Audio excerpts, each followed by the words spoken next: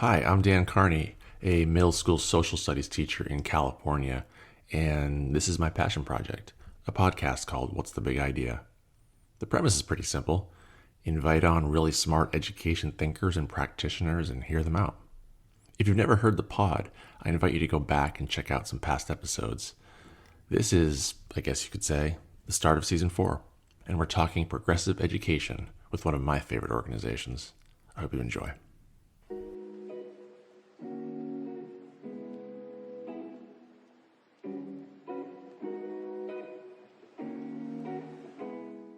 If you ask folks, okay, what is it that you want? What are your values? And you find things like safety, a space to learn, I want to play, I want to connect with other folks, and you focus on those things, it's my belief that you'll get the other stuff as well. You'll still do well on standardized tests if that's something that you're still doing. It just isn't our primary focus. We're focusing on these short-term assets in order to hopefully make things better in the future. That's not how it works. I mean, if that were the case, then society would be a lot better place than it is today.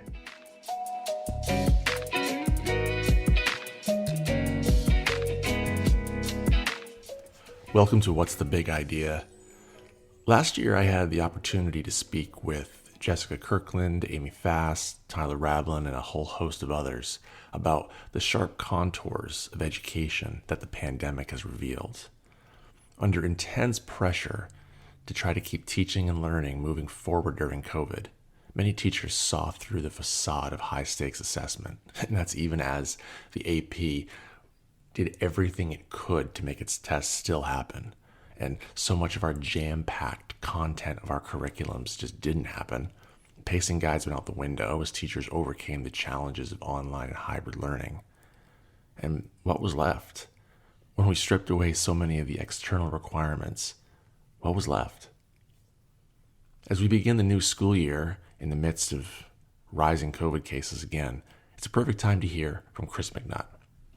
So hello, my name is Chris McNutt. I'm a digital design and media teacher. I teach high school at a public magnet here in Ohio. And I'm also the executive director of Human Restoration Project, which is a 501c3 nonprofit that focuses on progressive systems in education. I can't say enough good things about the Human Restoration Project. You'll hear lots about it in our conversation, and I'll just say now that if you've ever been interested in progressive education, interested in a more student-centered, human-centered, less standardized education, Human Restoration Project is a perfect place to get started and develop. I've linked many of their resources in the show notes, resources which are, by the way, all free. And in this conversation, Chris makes a compelling case for progressive education, and we discuss the Human Restoration Project's work and philosophy. I hope you enjoy the conversation. If you have any thoughts you'd like to share or questions to ask, head on over to Twitter. I'm at Big Idea Ed. All right, here's Chris.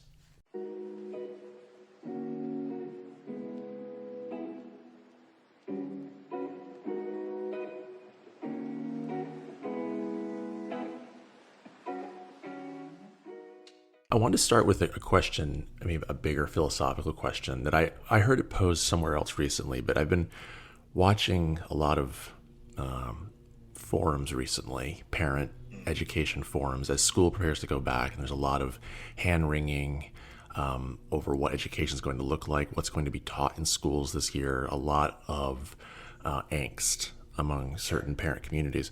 And I'm curious about, what do you think is the relationship between public education and, for lack of a better term, the will of the people?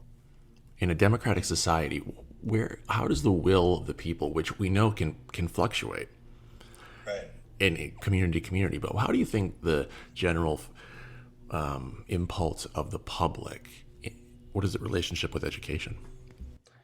That's a very interesting question.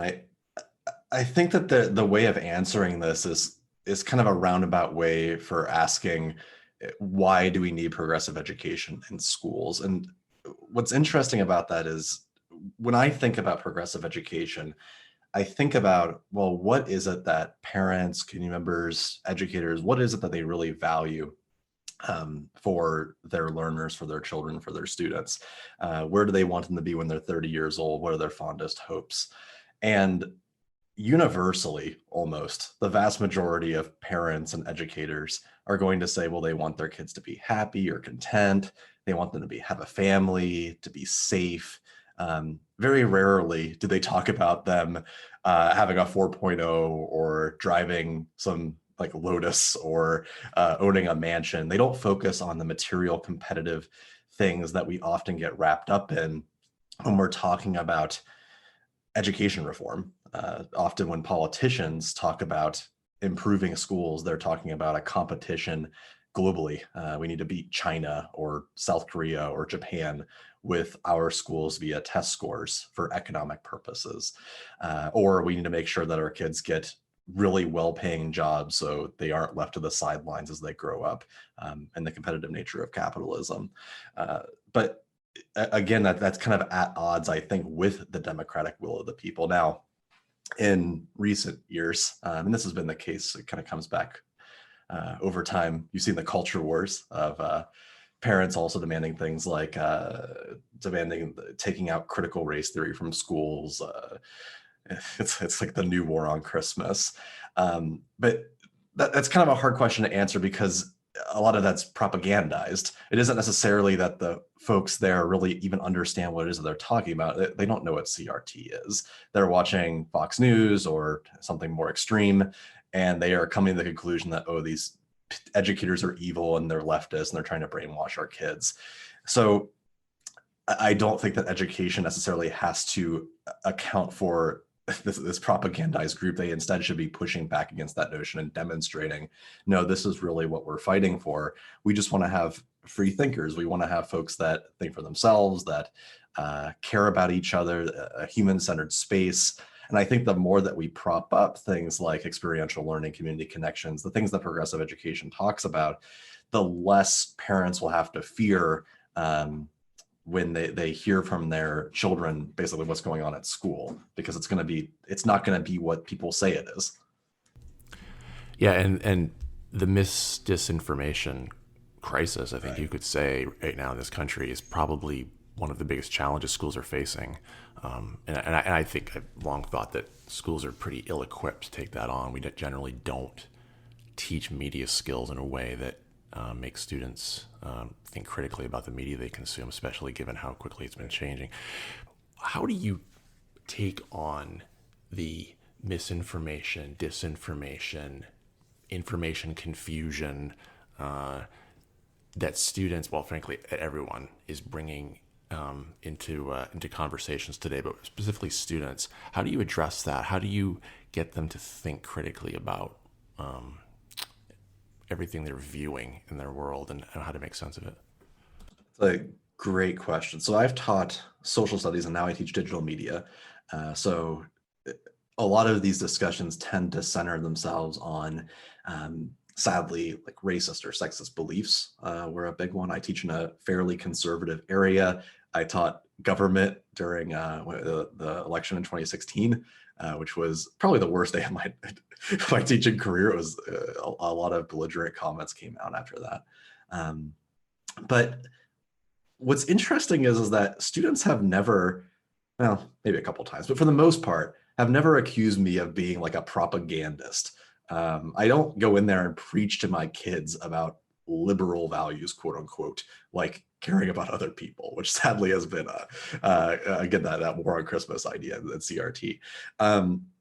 What I do is I just have open, frank discussions about things and don't avoid hot button issues. I think a lot of teachers are really concerned about bringing up anything that might invite intolerant comments. And it comes from a place of safety. You want to make sure the kids in the room feel safe, and you don't want yourself to get in trouble, like a parent complaint or something like that. But school is designed to be the one space that you'll have in pretty much your entire life where you are able to have an open discourse with people that have different ideas. And it's a place that you can start to figure out a way to correct that behavior. And sadly, a lot of people are never going to get that experience. They grow up in an area where it's kind of, this is the way things are. Your family thinks that's the way things are. And they grow up and they never have diverse viewpoints. So the best way that I found to counteracting that is, one, presenting evidence. giving articles or information that allows people to read things. But the big one is guest speakers and community connections. Having someone come in that can actually talk about these things. One that I did, I remember back in 2016, I think it's called the Hispanic Care Center. I think is what it's called. It's a resource that's offered in our city that's deals with undocumented laborers, and they place people throughout the city and give them resources, et cetera, and help them fight for legal rights. The leader of that organization, who herself used to be an undocumented worker, came in and spoke to the class about this topic. It was something that was in the news a lot, and she basically spoke from real experience, like her experience coming over, why she did it. And students who in the class, like the day prior, I think we read some article or something over it, basically said like, well, they shouldn't come over. It's not right. This is my land. Like they can't do that. They're ruining us. Even they were like, man, that's really messed up. Like, why are we not helping them?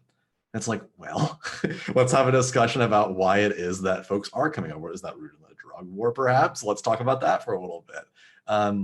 And it's really eye-opening, I think, for a lot of kids just to relate emotionally with another human being, because it's not the kid's fault that they have these beliefs. It's just something that they hear over and over again. In the exact same way that it's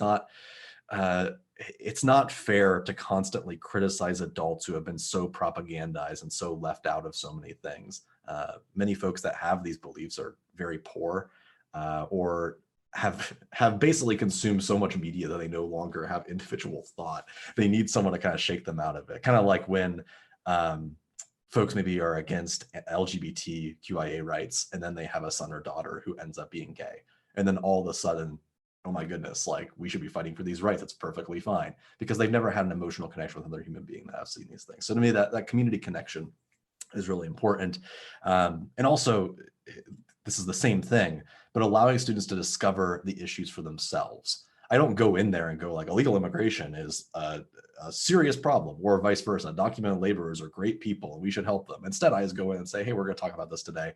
Here's some articles about different sides of the issue. Here's a person that's going to come in and talk about it, and let's talk about it. And the conversation almost always naturally steers itself towards one that is caring and loving, which tends to be a more tolerant viewpoint, or should be. Yeah, I love everything you just said, especially as a social studies teacher, those community connections.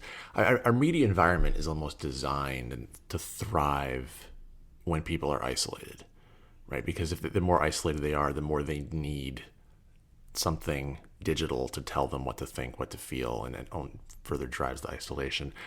Yeah, no, I agree. I remember once lucky enough to organize a panel of Vietnamese refugees.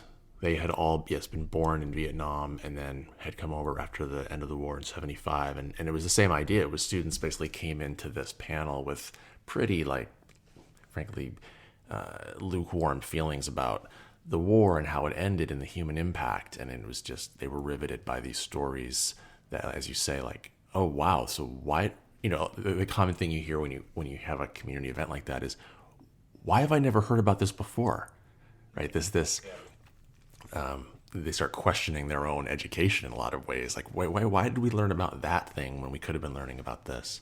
But just to loop back on something you mentioned, you talk about schools having kind of a clear vision and how important that is. That if a school can talk coherently about what it believes, it can sort of overcome these waves of, as you say, what is the next war on Christmas? There's always going to be another one. How does a school do that? Schools are so organic, often constantly changing with new people coming in, people leaving. How does a school maintain and develop a coherent, strong vision for what it wants for its students? I think what's really key, and it's something that's left out of pretty much every discussion when it comes to school mission and vision planning, is just asking the students exactly what it is that they're there for. What is it that they're interested in? What do they care about? And what are their focuses as they grow older and shift into the quote unquote real world? And oftentimes schools will have a mission statement. It's like preparing learners for the 21st century. They almost all have the exact same thing, and it's completely meaningless because the schedule, the test prep focus, the purchases of professional development by the district don't reflect whatever that mission and vision statement is, because it's all wrapped up in the exact same thing. Almost every public school and private school in the United States is pretty much focused on their school report card, and they're focused on some kind of metric sent by the state or national government surrounding, typically, again, economic superiority. It's all based on the exact same thing. That's been the case since really A Nation at Risk. And even before that, No Child Left Behind, and also in more recent history, Race to the Top. So really what we need to be doing is talking about what I was just saying. If you ask folks, okay, what is it that you want? What are your values? And you find things like safety, a space to learn, I want to play, I want to connect with other folks, and you focus on those things, it's my belief that you'll get the other stuff as well. You'll still do well on standardized tests if that's something that you're still doing. It just isn't our primary focus. We're focusing on these short-term assets in order to hopefully make things better in the future. That's not how it works. I mean, if that were the case, then society would be a lot better place than it is today. And you've already drawn out a couple distinctions that you've written about extensively. The difference between what we typically find in schools, the neoliberal education, and progressive education. You've mentioned the emphasis on competition, one of the main pillars of neoliberalism, and also a student-centered environment rather than a competition or adult-centered environment. So maybe now's a good time to define for the listener progressive education. So it's a term that's rooted in really hundreds of years of learning. It's something that's been defined by child developmental psychologists. It even roots back to indigenous ways of knowing. And really at its core, it is that concept of humanization. It's shifting away from the rote standardized method of the transfer of knowledge from teacher to student. You just tell them what to do and then they do it, to something that is more organic and it is more contextual, where students are choosing things that they want to do, where they are working through some kind of experiential learning process, where they're valued so that those practices can happen. And ultimately, we are focused inherently a lot more on the well-being of the students as opposed to making some kind of checklist on a lesson plan on what they are learning. It's less about measurement and it's more about care. And really, what's interesting about that, and the thing that really drew me to this, is that it works. Like both in terms of anecdotal evidence, like if you move away, for example, from grades in your class, kids will be more engaged, but also in terms of the research. When I first started Human Restoration Project, I was shocked by just the number of research articles that supported progressive education, that supported restorative justice, experiential learning, moving away from grades, even things like healthier school lunches, which are things that we don't typically think about. And I question myself, well, if we all know that this works, then why aren't we doing it? And that's what really drew me to that neoliberal component that you talk about, which is there is a frame of education reform that is centered on improving well-being, but it's centered in a system that is on economic well-being. What I mean by that is that Democrat or Republican, whoever is in office, the goal of improving education is to make kids better test takers, not inherently changing the system itself. And there are a lot of well-meaning educators out there who are spending a lot of time and effort trying to make that neoliberal system better, but ultimately are burning themselves out because that system doesn't work. I can teach an incredible unit on some standardized tests and increase my test scores, but the kids most likely still are not going to enjoy it as much as if I just let them choose what to do and we work through it together, which is a lot less stress as well. And I'm glad you mentioned school lunches. Having been at a school once that went from having very subpar lunches to having very good lunches, and what a difference that made for everybody. And it comes down to quantitative test scoring, usually reading and math, right? Those tend to be the most easily quantifiable and testable. And according to industry, according to the educational industrial complex, kids lost a lot during the pandemic. And some genius coined learning loss, and it took on a life of its own.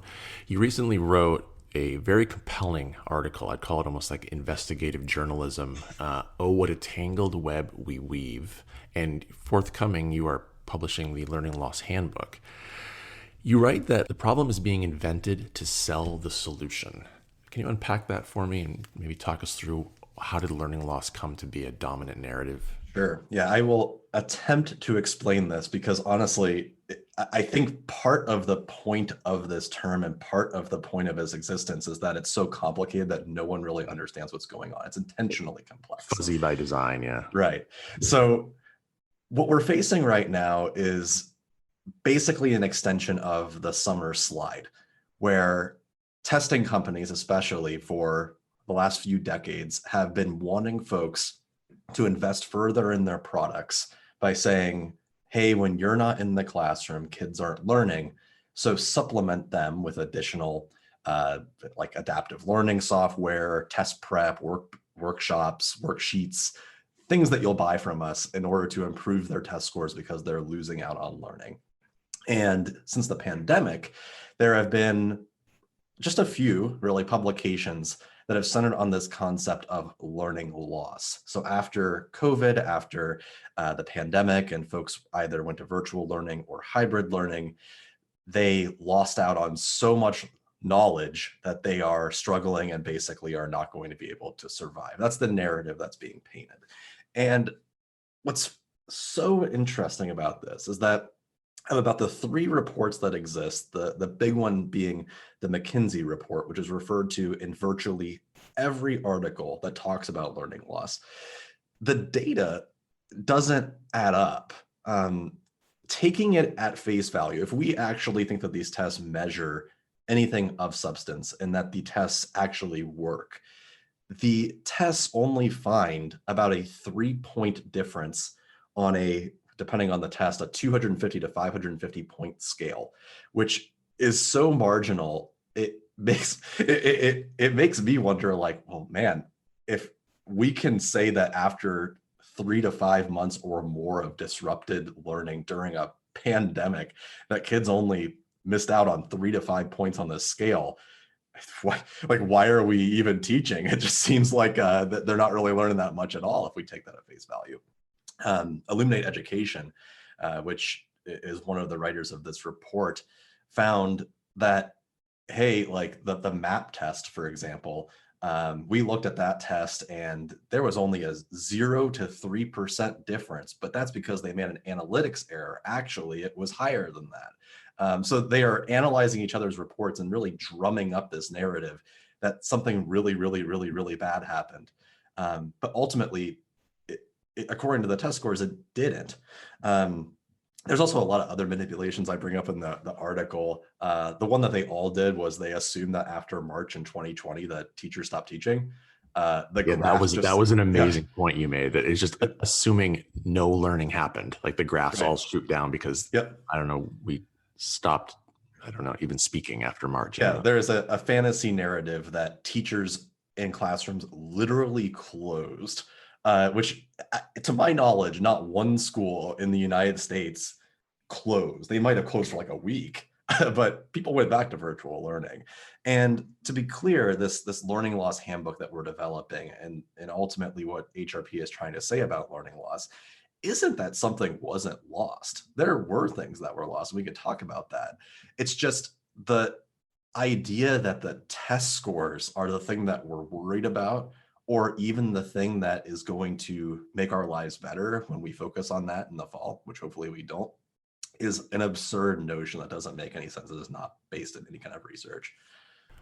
Yeah, and I'd actually like to talk a bit about what we really lost during the pandemic. I do want to spend one more second though on learning loss because I think it is important to get at why companies are so adamant about creating, headlines essentially that people will be swayed by. You write in your article, almost Orwellian sentence here, that companies claim that districts must complete additional assessments to ensure they know what students have lost. It's like the beatings will continue until morale improves or something. What are the companies really getting at here with these reports and these headlines? So really what they're doing is, you said it before, I said it in the article, they are inventing the problem to offer the solution. These are multi-billion-dollar companies. This is a giant amount of money that we're talking about. And what you'll find is if you go onto Pearson's website or Savas or Illuminate, any of these different testing companies, they are offering increased services for a pretty exorbitant fee in order to sell schools the solution to this overwhelming problem. And what what's scary about that is I think it's Future EDU or Future Ed. They put up this publication that's like this Excel document, and it has every single state in the United States, and it shows what states are investing in next year. And almost all of them are investing in learning loss because the US Department of Education has bought into that narrative as well. There's actually it's called Operation Reverse the Loss. It's a pretty on the nose buy-in to that narrative. And in order for states to receive federal funding to counteract issues due to COVID, they have to actually place policies that counteract learning loss. Now, what that actually looks like is not good. I don't know if you've ever had to use an adaptive learning suite. We have a few years back because our reading scores were so low for the state. But what that basically looks at like is you walk into your class, the school or district has purchased this multiple choice or really boring program that kids have to work on. They work on it for like 40 minutes, maybe once a week or maybe twice a week. And you have to enforce the fact that they do it. And over time, after week one, maybe, but especially like week 4, week 8, it's just exhausting. And it forces the teacher to force kids into doing something that they don't want to do, which destroys relationships. It hurts the school.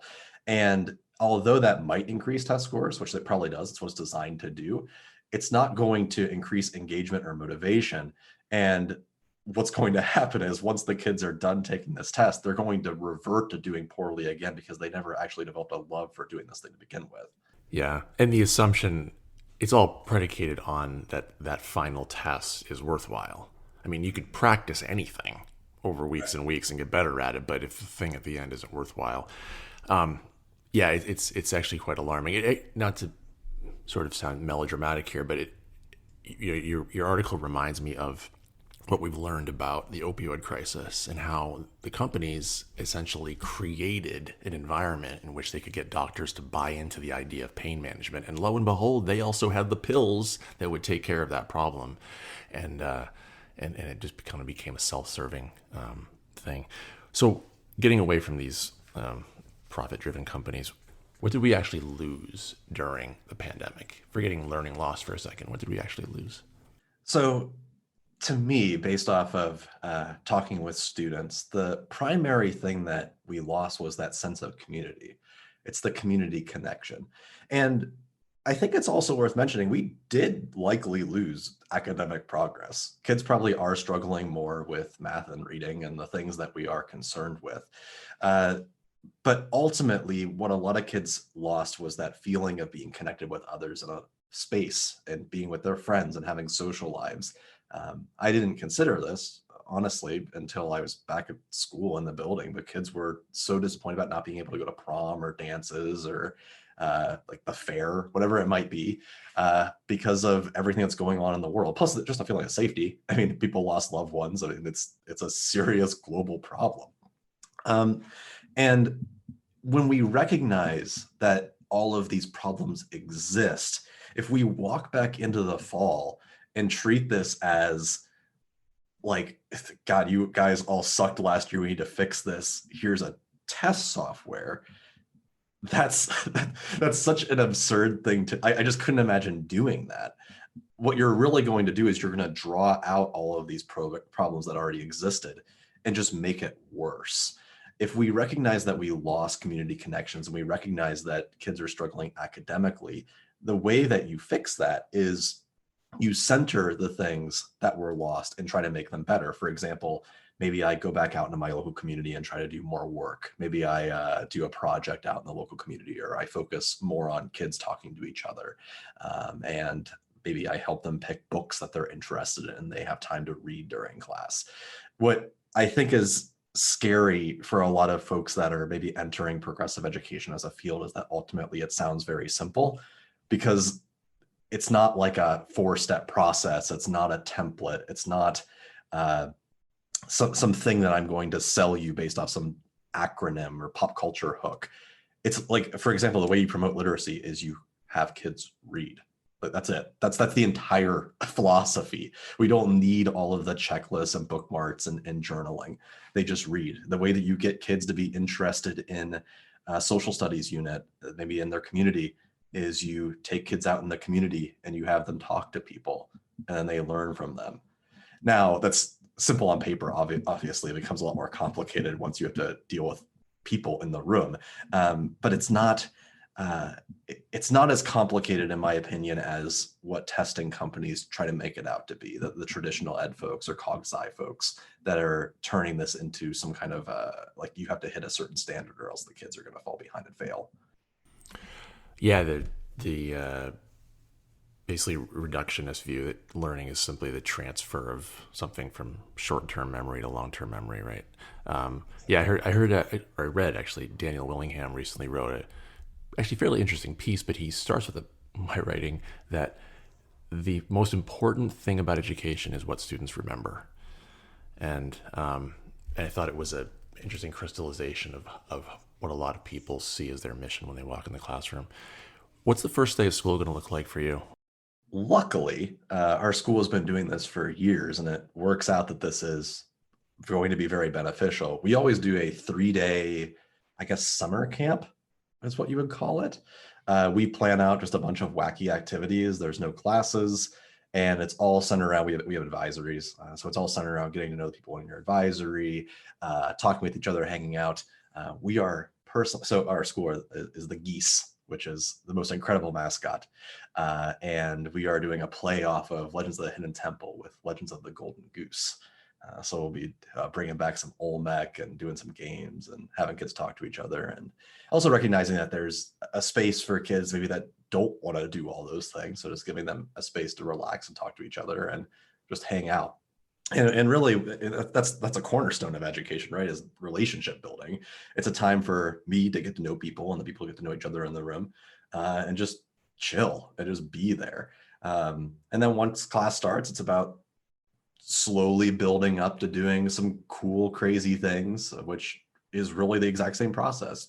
Doing a lot of relationship building, playing some games, hanging out, talking with people, having discussions, and then worrying about the content later. The content will come. We'll still teach about stuff because kids ultimately want to learn, but they need to trust you first, and they need to experience school again, the parts that they like. Yeah, that relationship building is so important. And as you've written at the Human Restoration Project, the difference between relationships that are there to build connections or relationships that are there simply to make sure your classroom is controlled and orderly, and front loading that work is really important.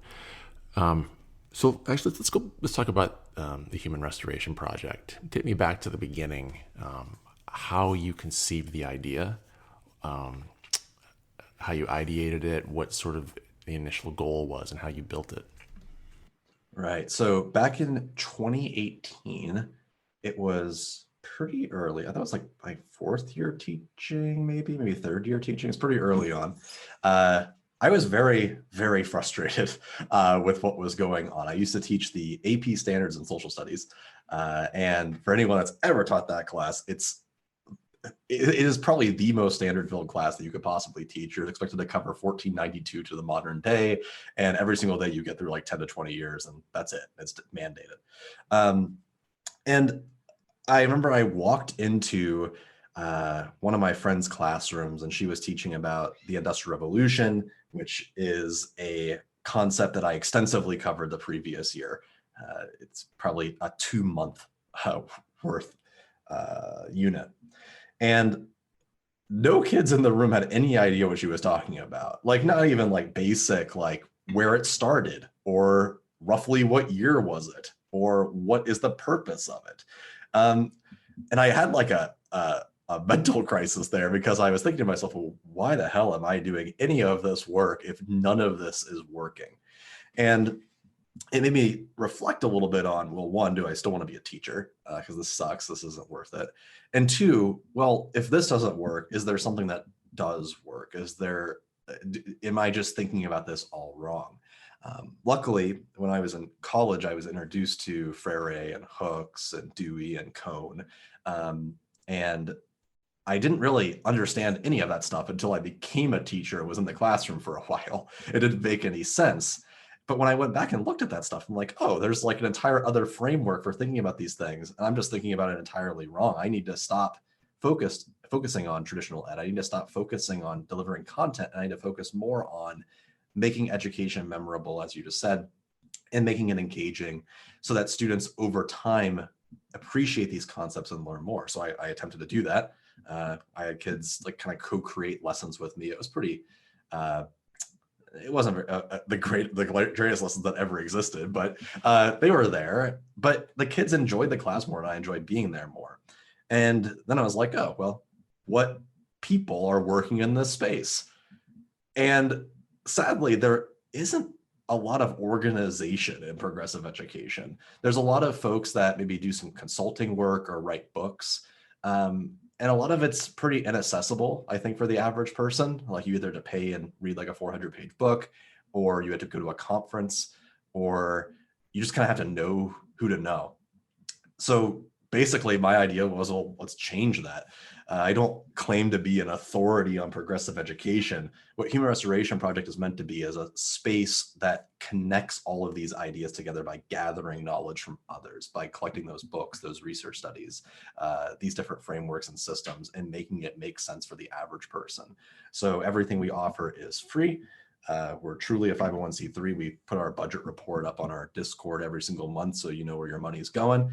And the goal is to produce podcast writings, free resources, coursework, so people start this process in their own classroom and see how powerful of a change it can be, without necessarily the barriers that might have existed before.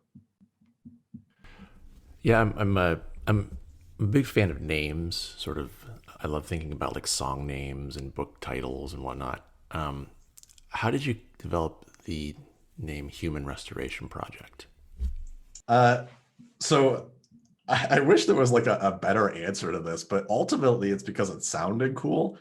It wasn't like a deeply thought about process. Later on, I got into like Freire's humanization, and these different ideas surrounding making human-centered learning.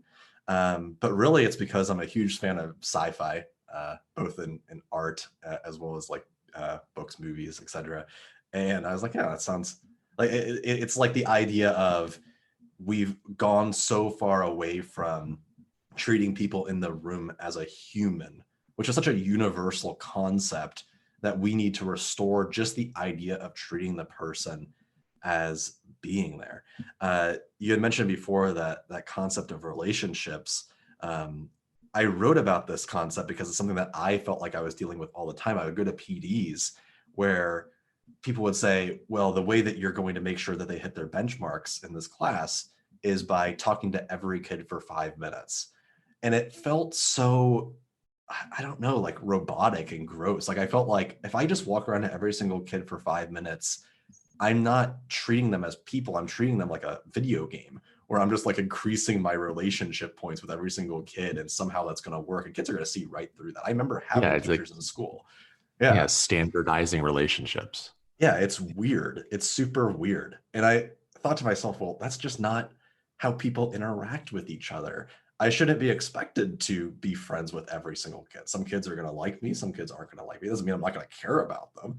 But it's normal to just have positive relationships with people without making it into some weird micromanagement thing where everything is standardized.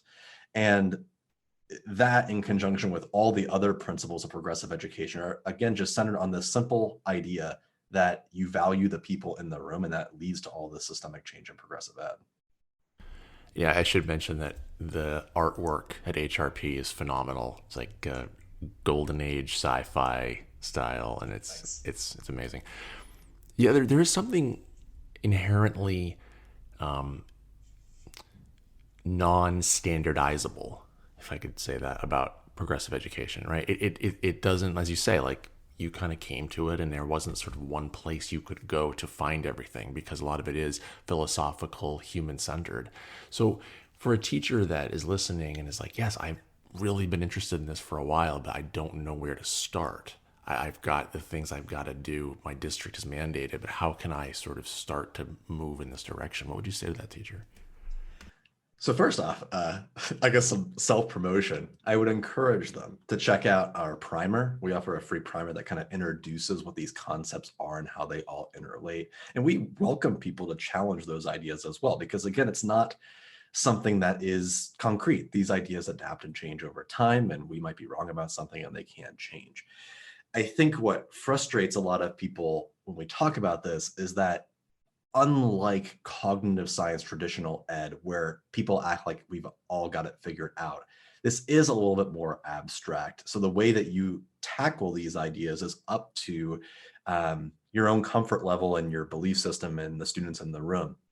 One that always comes up whenever we start talk about progressive education is, if you're going to have an anti-competitive classroom where you value the people in the room, you have to move away from grades. And that is usually the one that sparks the most discussion, because they're like, well, how in the world can I get rid of grades in my class when it's basically the underlying thing that I do every single day? And it's going to be a shift that requires two different things. First, you might have to enact some creative noncompliance, which is a term coined by progressive educator Deborah Meyer, which is the idea that you do one thing and you say another. So administrator might say like, hey, did you give out a grade for them reading 15 minutes today because it's mandated by our PLC? I don't know. And you're just like, oh yeah, of course I did. Or you say like, oh man, I completely forgot. And then you kind of just do another thing. That kind of involves your own social and political capital as well. I wouldn't do that if I was a first year teacher, but if I've been there for 15 years, then I probably get away with that.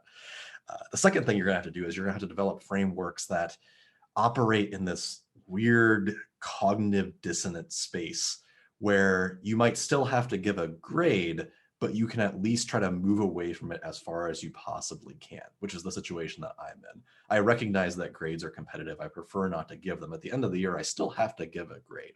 So how can I enact principles of not giving a grade while simultaneously giving one? We offer a resource on that. It's our ungrading handbook and coursework. But it's maybe you have a portfolio where students talk about what grade they think that they should get, and you talk about them with them, and it decenters the teacher as the pure authority in the room.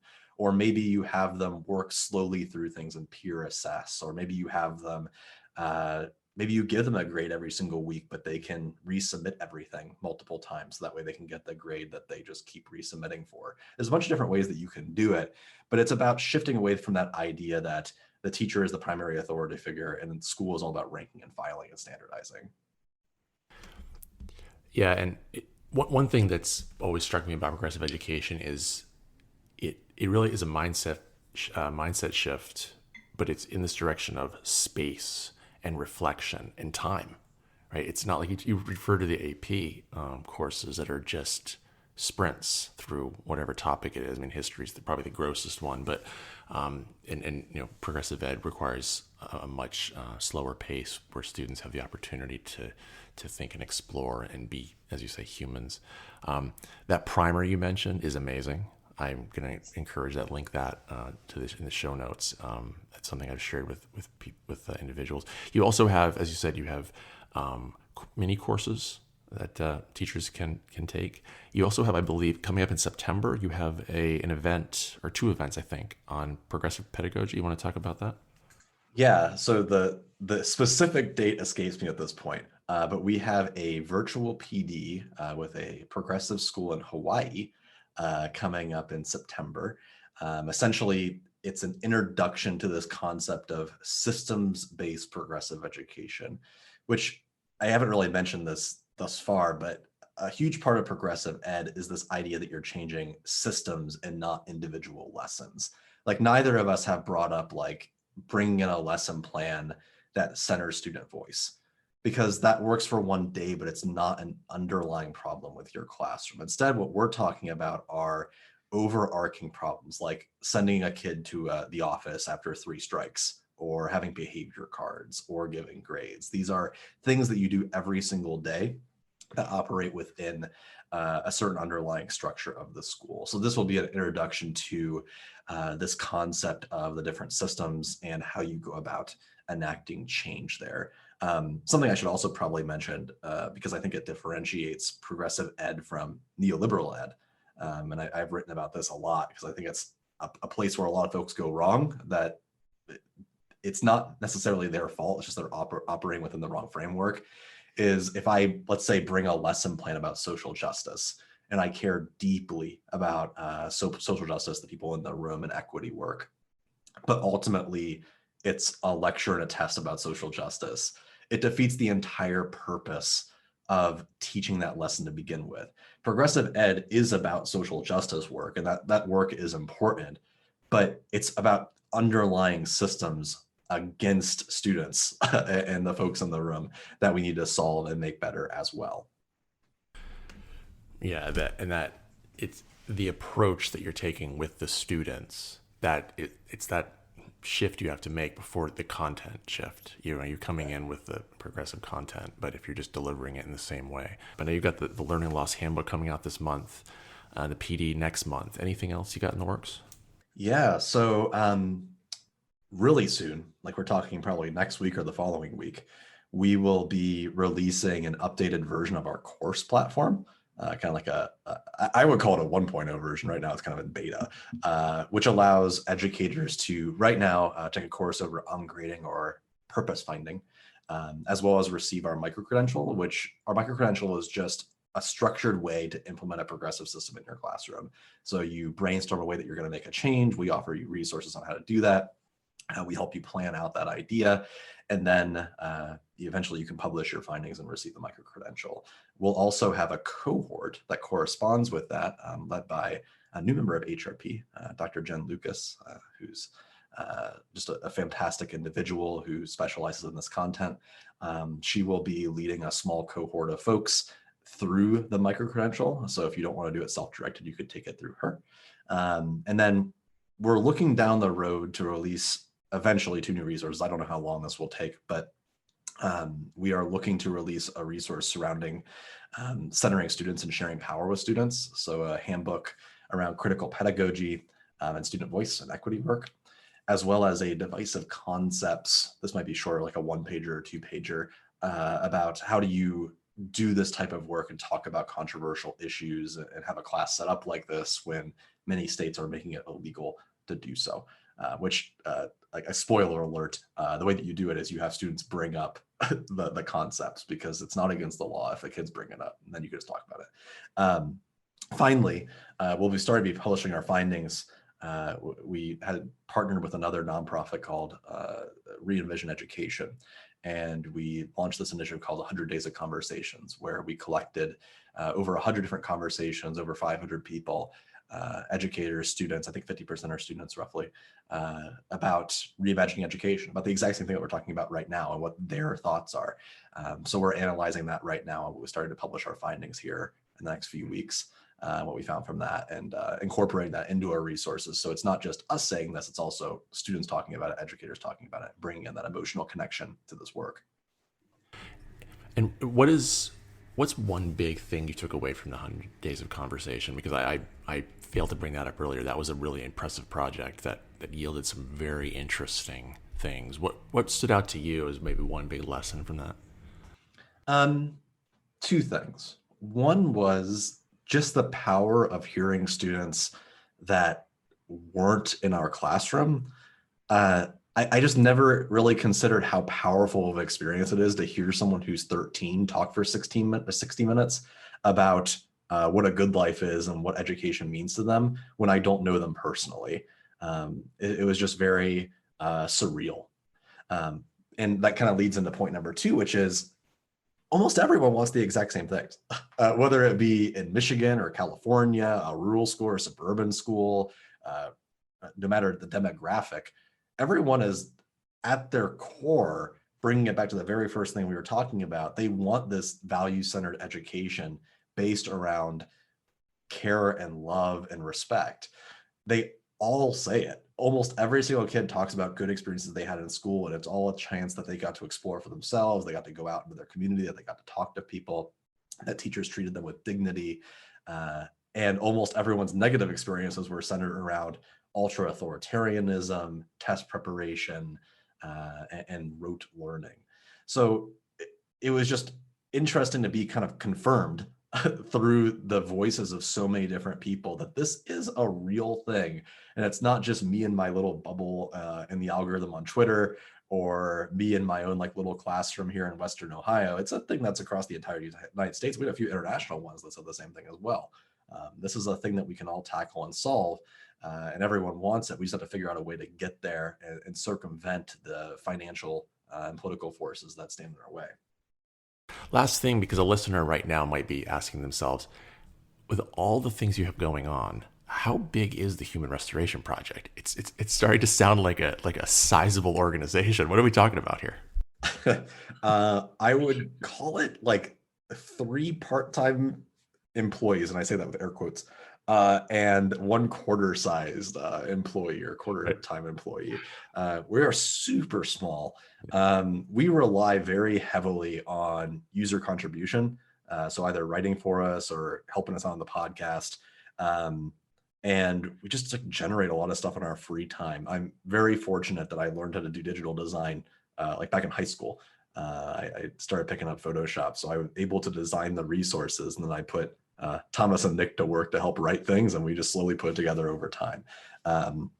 And then in terms of like the 100 Days stuff, being able to partner with Aaron, Rob for Re-Envision with Re-Envision Ed has been super useful. A lot of the work in progressive ed is fun because it feels a little revolutionary, like these like little backroom meetings where you're talking to people that all think the same thing, but getting people to take action is very difficult. I could have a whole conversation about why it's difficult to tackle complex problems and systems-based change, but it's difficult to mobilize people because no one knows where to start and no one knows how to change things, and we're already pretty burnt out. So to me, being able to connect with other people who are making change gives this movement some life, which since really the 60s, the free schools movement, we haven't seen a large progressive education shift. I think that's starting to occur again right now. Awesome. And it's going to take organizations like yours to be on the forefront of that. Chris McNutt, Ohio educator and manager and founder of the Human Restoration Project. I want to thank you so much for joining me today. Thanks so much, Dan. I appreciate it. A big thanks to Chris McNutt for taking the time to speak with me, and huge thanks to Chris and his colleagues at the Human Restoration Project. Really appreciate all the work they're doing over there. And thank you for tuning in. I know there's no shortage of education podcasts out there, and I appreciate you checking out What's the Big Idea. And my goal here is what you heard today. Bring on some big thinkers about education, have the kinds of conversations that, frankly, we don't always get to have in schools. There's so much pressure in schools to do the practical, to do the crisis that's right in front of our face, whether it's, the next staff meeting, the report cards, the meeting about student discipline, whatever. And sometimes we don't get that chance to have the kinds of conversations about our practice that I think we should be having. And so that's what I'm trying to do here on the podcast. So thanks for checking out What's the Big Idea? And I'll be back later this month with more episodes. Until then, stay safe and good luck if your school year is just starting up or about to. I wish you all the best of luck.